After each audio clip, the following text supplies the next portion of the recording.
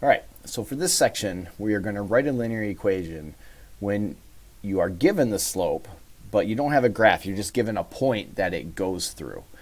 So we're going to write equations in y equals mx plus b form when you don't know the y-intercept. How are we going to solve for that?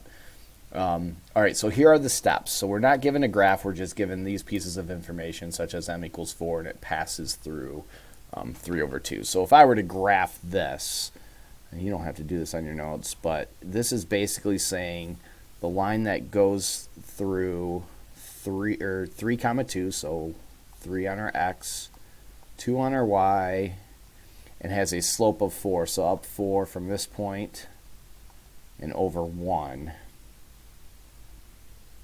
All right, and it's asking us what would be the y-intercept for that particular line. So what is that point?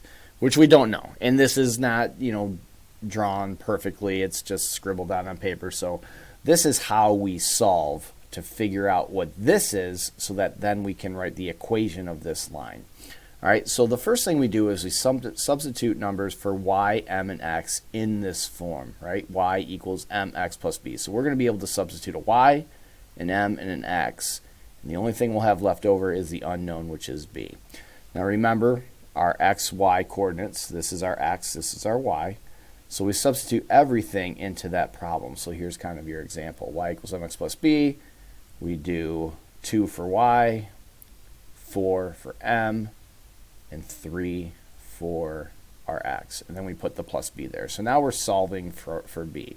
So this will be the first step every time. Put those numbers in. Then these are going to be very consistent in how we solve. We're going to multiply these numbers, and then we're going to subtract it from the other side, or add it if it ends up being a negative. So we multiply 4 times 3, which is 12. So we rewrite it as 2 equals 12 plus b. 4 times 3 is 12. And then we're subtracting 12 from each side to get b by itself. 12 minus 12 is 0, so we just have b. Then 2 minus 12 would be negative 10.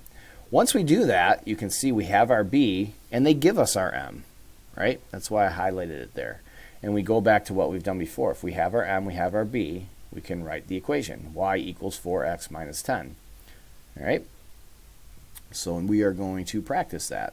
So again, substitute. And then we solve for b by multiplying and then adding or subtracting whatever that number is to the other side. And then we rewrite the equation.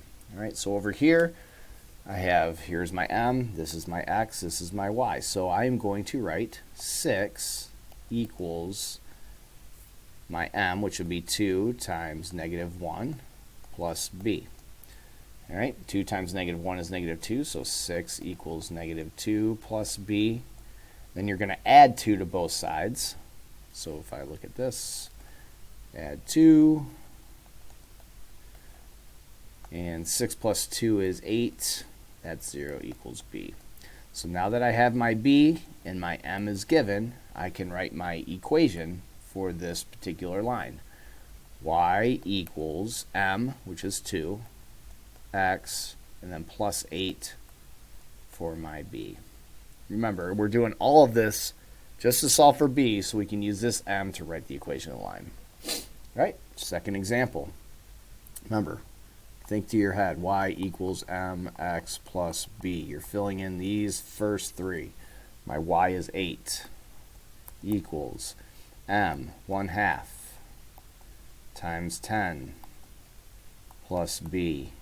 Break out your calculators. 1/2 times 10. All right, if you type that into your calculator, you're going to get 5. 5 plus b equals 8. So now we either have to add or subtract that 5. We're going to do the opposite. That's positive, so we subtract 5 to get rid of it. 8 minus 5 is 3. So my b is 3. So my equation would be y equals, what's my m? My m is 1/2. X plus 3. Again, pause these videos, try the problems, and then check to see if you get them right.